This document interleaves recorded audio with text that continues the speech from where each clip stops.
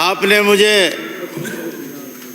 इस विधानसभा के तीसरे सत्र में बजट पर बोलने का मौका दिया, इसके लिए मैं आपका बहुत बहुत आभार प्रकट करता हूं। और सबसे पहले राजस्थान की जनता का आभार प्रकट करता हूं कि उन्होंने झूठे वादे कर सरकार में आई कांग्रेस की सरकार को उखाड़ फेंका। उन्होंने झूठा वादा किया किसानों का कर्जा माफ़ करेंगे, नौजवानों को बेरोजगारी भत्ता देंगे, पर ऐसा उन्होंने वादा कर सरकार तो बना ली, पर ना तो किसानों को कुछ मिला, नौजवानों को कुछ मिला और उनके साथ धोखा हुआ। उसी का नतीजा है कि जनता ने, राजस्थान की जनता ने उनको सबक सिखाया और सरकार वापस भारतीय जनता पार्टी के हाथों में दी। आप ये भी जानते हैं कि बाकी कसर 2-3 घंटा गहलोत साहब और पायलट साहब के झगड़े में निकल गई। जाओ यहाँ रहोगे तो जल्दी हाई कमान के और गहलोत साहब के झगड़े में बाकी कोर कसर जो थोड़ी बहुत बची थी वो निकल गई।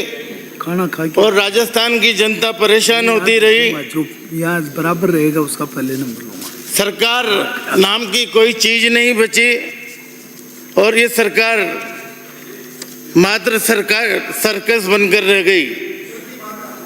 मैं माननीय अध्यक्ष महोदय, मैं माननीय मुख्यमंत्री जी का और हमारी दिया कुमारी जी जो वित्त मंत्री हैं उनका भी आभार प्रकट करूंगा कि उन्होंने पंडित जी दीनदयाल उपाध्याय के जो विचार हैं उनसे प्रेरित होकर ये राजस्थान का खूबसूरत बजट यहाँ पर पेश किया।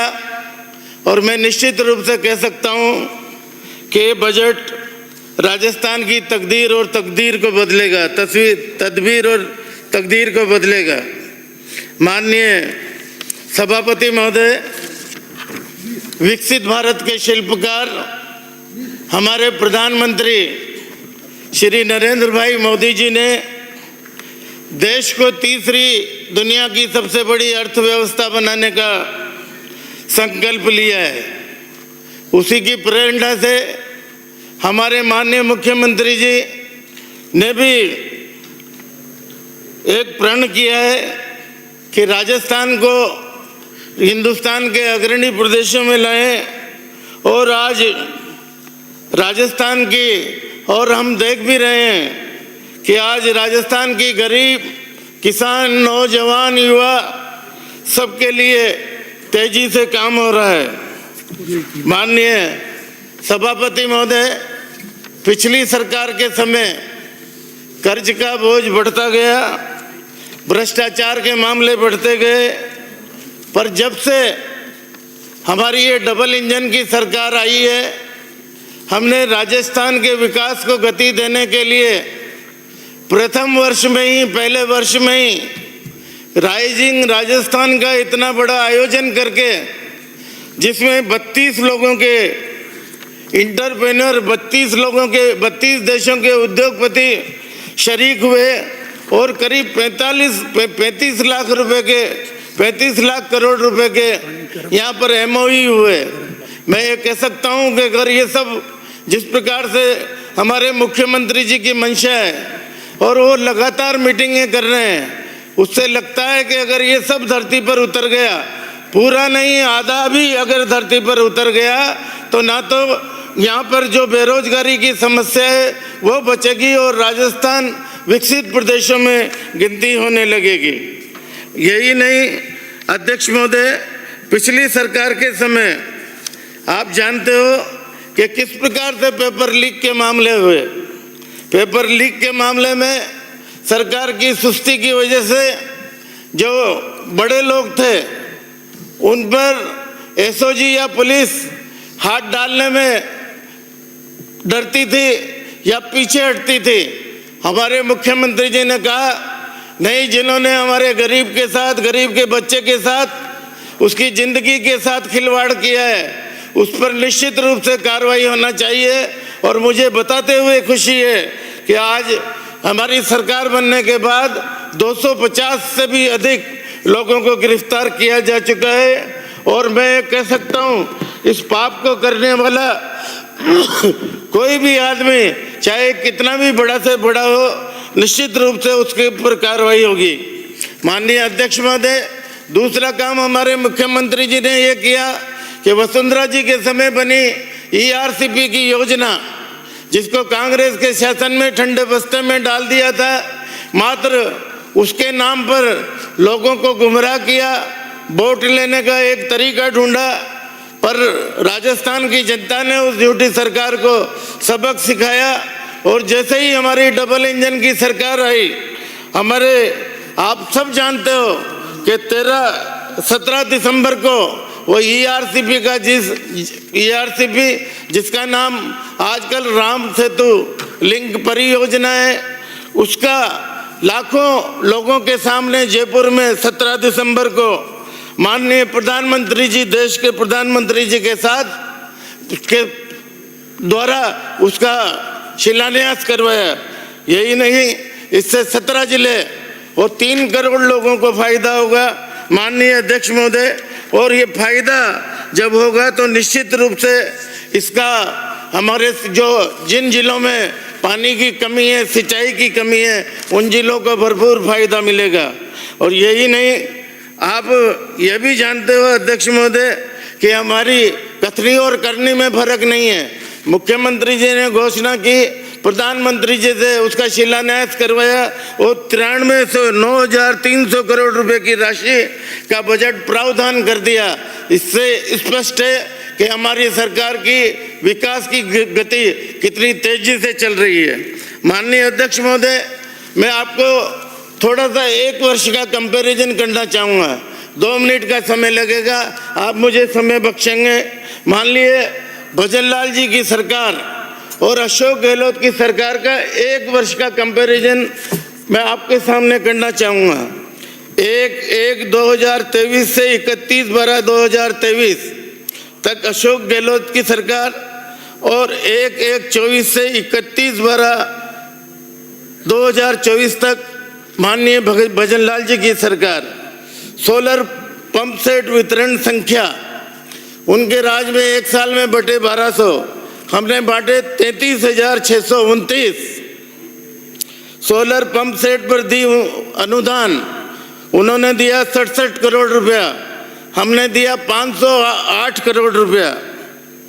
आप ये PhD और ये BA डिग्री करने वाले 10+2 और ये PG करने वाले बच्चों को जो प्रोत्साहन राशि दी, जो हमने उनको वितरण किया, वो है 23,000, उनके समय में 23,253, और हमारे समय में 33,282। ड्रिप इरिगेशन में हमने जो संयंत्र दिए वो उनके समय 66,149 हमने दिए, 1,05,101। इसी प्रकार से ये बहुत बड़ी संख्या। माननीय अध्यक्ष महोदय, जिस प्रकार से गौशाला सहायता की बात करते हैं, गौशाला में उन्होंने दिए 733 करोड़ रुपए और हमने दिए 1,233 करोड़ रुपए। कालीबाई भील मेघावी छात्रा योजना के तहत स्कूटी उन्होंने दी 4,232, हमने दिए 14,194। इस मामले में आप कहीं पर भी आप देख लें, जिस प्रकार से महिलाओं के अपराधों में कमी आई, उनके वक्त पर 1 वर्ष में जो पिछला मैंने तारीख बताई है, उनके 1 वर्ष में 42,174 और हमारे समय में 37,000। प्रधानमंत्री आवास उनके समय 24,000, हमारे समय 23,000 से अधिक। प्रधानमंत्री आवास शहर में उनके समय दिए 7,456 और हमारे समय दिए गए 86,215। इस प्रकार से आप देखेंगे नवीन सड़कों का मामला है तो उनके समय 4,173, हमारे समय 9,600। इस प्रकार से हमारी सरकार की विकास के प्रति, जनता के प्रति, राजस्थान की जनता के प्रति हमारा सरकार का डेडिकेशन बताता है कि हम किस प्रकार से राजस्थान के पिछड़े गरीब लोगों का भला करना चाहते हैं। यही नहीं, अभी बोलने को बहुत कुछ है। अपराधों का मामला मैंने जिक्र किया, अपराधों का मामला मैंने जिक्र किया। राजस्थान पत्रिका में एक रक्षा कवच योजना के तहत साइबर क्राइम का मामला उठाया। आप जानते हो कि भरतपुर संभाग में साइबर क्राइम बहुतायत में है। आप उसको रोकने के लिए और राजस्थान में कहीं साइबर क्राइम नहीं हो, इसके लिए पुलिस हेडक्वार्टर पर कंट्रोल रूम और इसके लिए 350 करोड़ रुपए का बजट आवंटन किया। एक बात और 1 मिनट और दे दो साहब, 1 माननीय सदस्य, मैं आपसे आग्रह करता हूं कि 31 सदस्य बोलने बाकी है। मेरे और क्षेत्र अध्यक्ष महोदय ने सिर्फ 6 बजे मैं इतनी देर में समाप्त करने के लिए कहा है। मेरे पिछली सरकार के कार्यकाल में करौली, जोधपुर और अन्य जगहों पर सांप्रदायिक दंगे हुए। मेरे विधानसभा क्षेत्र छबड़ा में भी दंगा हुआ और उन्हीं के खिलाफ कार्रवाई हुई जो दोषी नहीं थे। दंगाइयों को छोड़ दिया गया। छबड़ा दंगे के पूरे प्रकरण की दोबारा जांच करवाने की मांग करता हूं। पिछली सरकार माननीय कैलाश जी मीणा जी, माननीय सदस्य। हाँ 1 मिनट, ये पर्यावरण, एक 2 लाइन और बोलने देता हूँ, 2 लाइन। मैं आपको निवेदन करना चाहूँगा कि प्रधानमंत्री जी और भजन लाल जी, हमारे मुख्यमंत्री जी, दोनों एनवायरमेंट के मामले में बहुत चिंतित हैं। आज पिछली वर्ष 7 करोड़ पेड़ हमने लगाए कि यहाँ पर्यावरण राजस्थान का ठीक रहे। इस वर्ष भी बजट में घोषणा 10 करोड़ पेड़ लगाने की है।